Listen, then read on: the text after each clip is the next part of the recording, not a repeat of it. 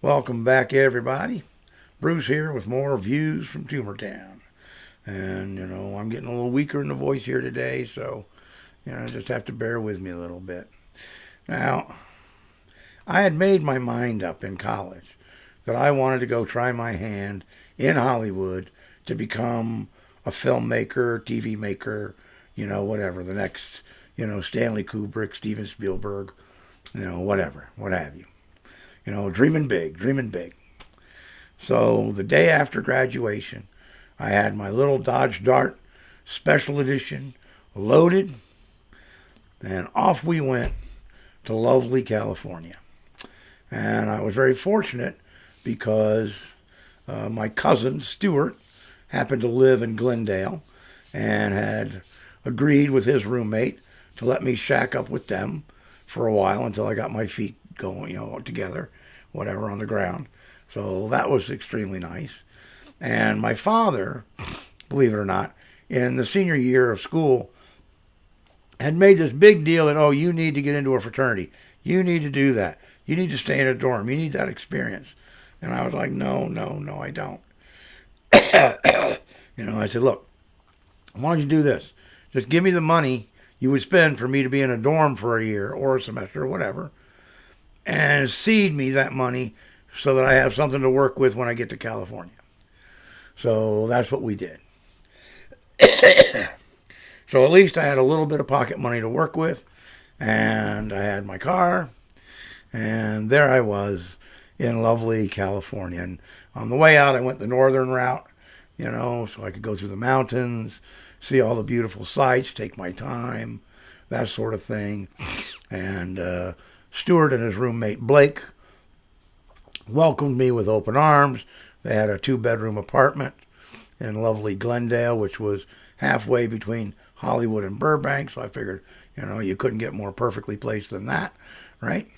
And I set about, trying to push my little, resume. I'm looking for entry-level work anywhere and everywhere I could. And my aunt, Catherine, she worked for the Monrovia Police Department.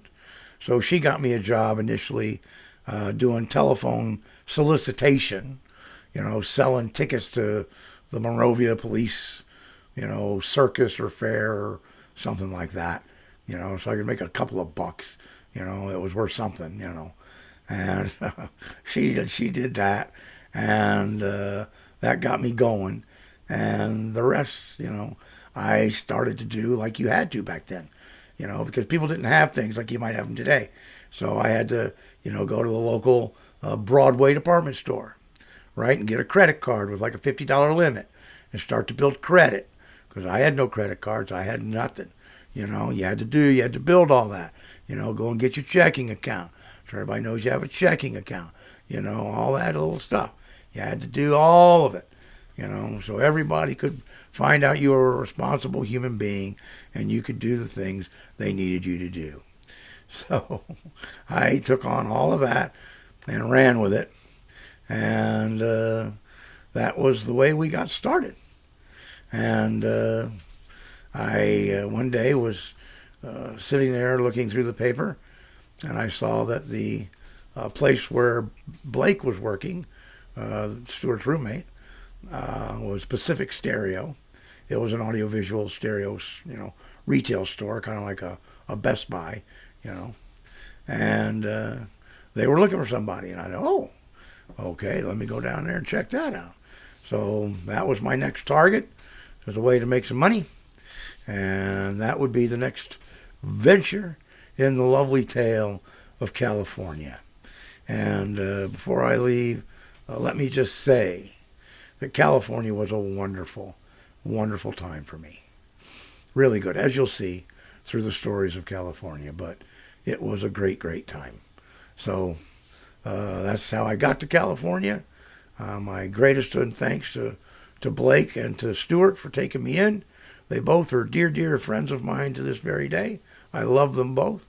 And I look forward to seeing them again at least once before I die. So, peace, hang ten, see you on the next one.